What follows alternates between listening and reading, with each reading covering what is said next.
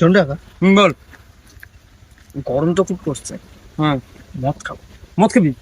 হ্যাঁ। আর পয়সা কই? মদ খাবি, পয়সা কই? পয়সা তো নেই। তাহলে তোমার কাছে বাংলার টাকা কি হবে? পয়সা, আর পয়সাই তো নাই।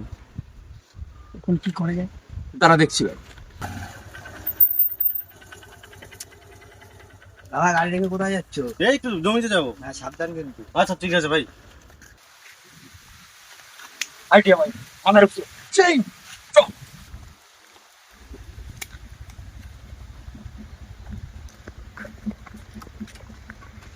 কাজটা আবার ইচ্ছা করে তাহলে কি ভাঙতে হবে?